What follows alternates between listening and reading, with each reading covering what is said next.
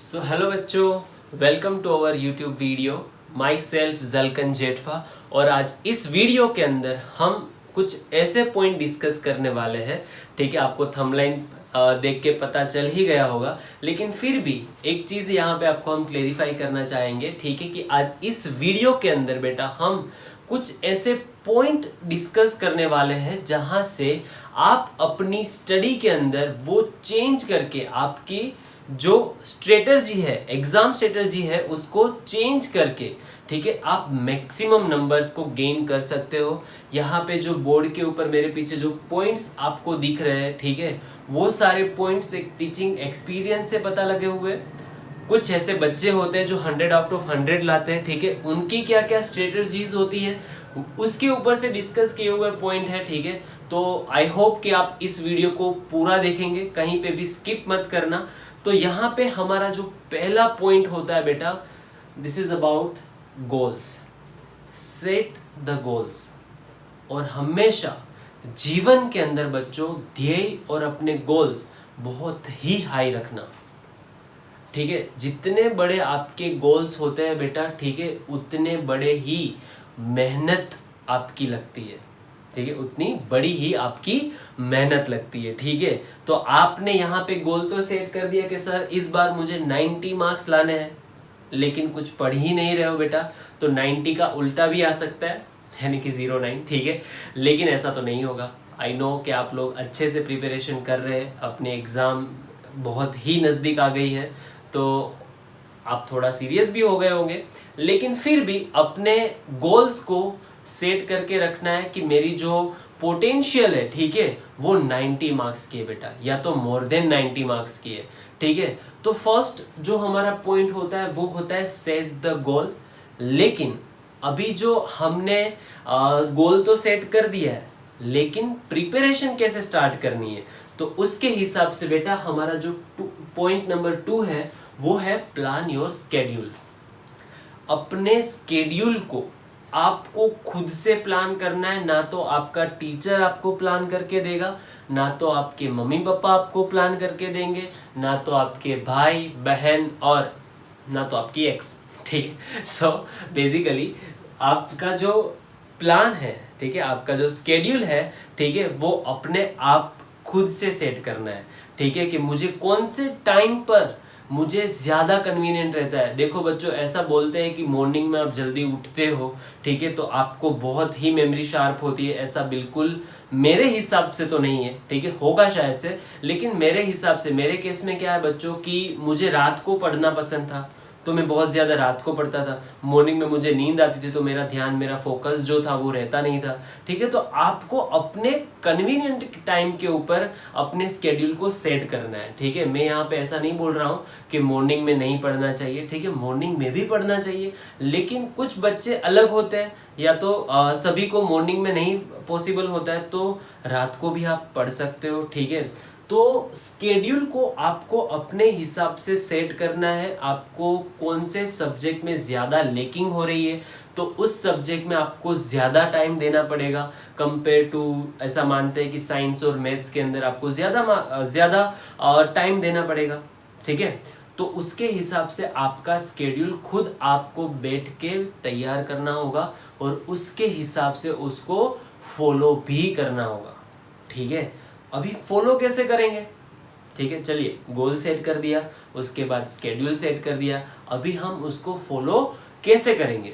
तो हमारा जो थर्ड पॉइंट होता है बेटा, वो होता है कुछ इसी के अराउंड होता है, असाइन टास्क टू योरसेल्फ। आप खुद को अपने आप से टास्क दे दो। जैसे कि एक स्टडी टेबल है आपका, ठीक है, उसके ऊपर स्टिकी नोट्स लगा दो। ठीक है, कि कुछ भी हो जाए, दुनिया इधर की उधर हो जाए, मैं स्टिकी नोट्स के ऊपर 1 आवर लिख रहा हूँ, यानी कि उस 1 घंटे के अंदर ना तो मैं खड़ा होऊंगा, ना तो मैं पानी पीने जाऊंगा, ना तो वॉशरूम जाऊंगा, सब कुछ करके बैठना है। पानी की बोतल खुद साथ में रख के बैठनी है। फ़ोन को बहुत ही दूर रखना है। ठीक है, फ़ोन की नोटिफिकेशन जैसे ही आती है, ठीक है, हमारा जो फोकस होता है बच्चों, ठीक है, वो कंसिस्टेंसी, वो फोकस वहाँ पे नहीं रहता है। तो जब भी आप फ़ोन के अंदर से पढ़ रहे हो, ठीक है, आप अपने फ़ोन की नोटिफिकेशन पहले बंद करें।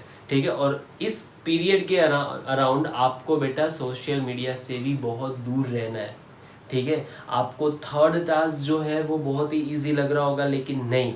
असाइन टास्क टू योरसेल्फ, यानी कि आपको खुद को टास्क देना है, दूसरों को नहीं टास्क देना है कि मेरे लिए ये कर दे वो कर दे। आपको अपने स्टडी टेबल पे 1 आवर का स्टिकी नोट्स लगाया, यानी कि 1 आवर तक आप कुछ नहीं करोगे, आप सिर्फ और सिर्फ फोकस कहाँ पे करोगे, पढ़ने में।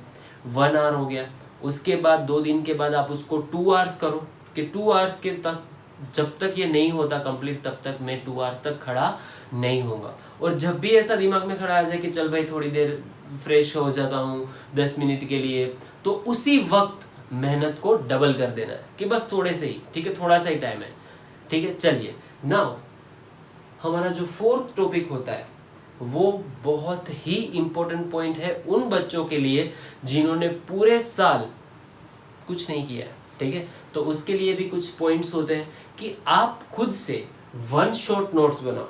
1 shot note making is an effective method.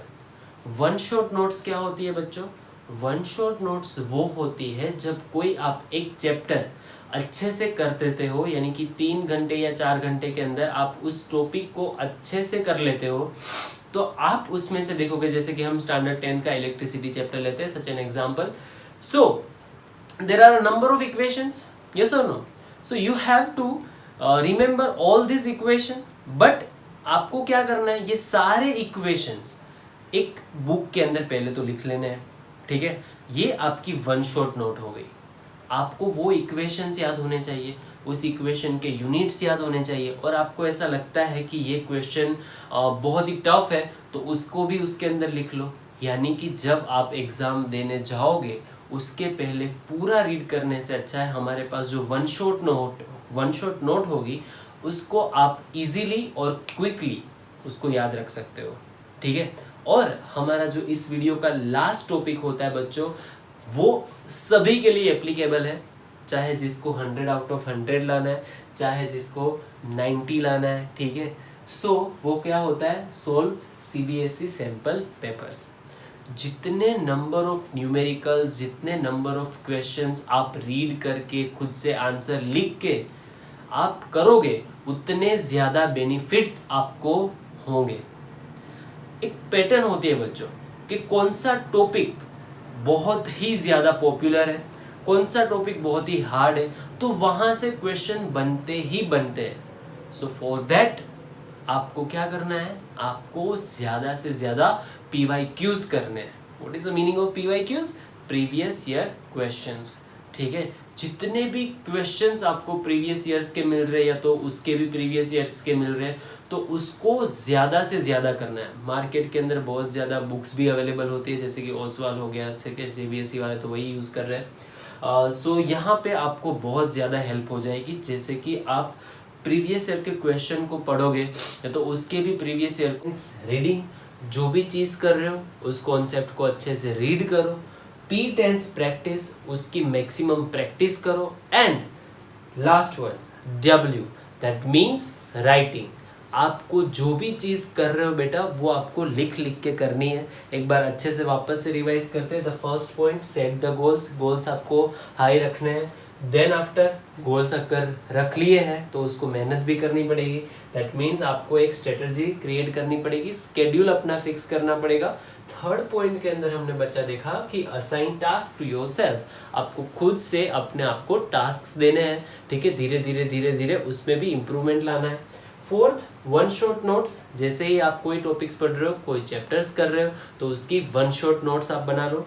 And fifth, solve CBSE sample papers, यानी कि नंबर ऑफ क्वेश्चंस आपको सोल्व करने हैं। तो आज के लिए इस वीडियो में इतना ही, मिलते हैं नेक्स्ट वीडियो के अंदर। तब तक अपना ध्यान रखें, अच्छे से पढ़िए। Bye everyone, take care.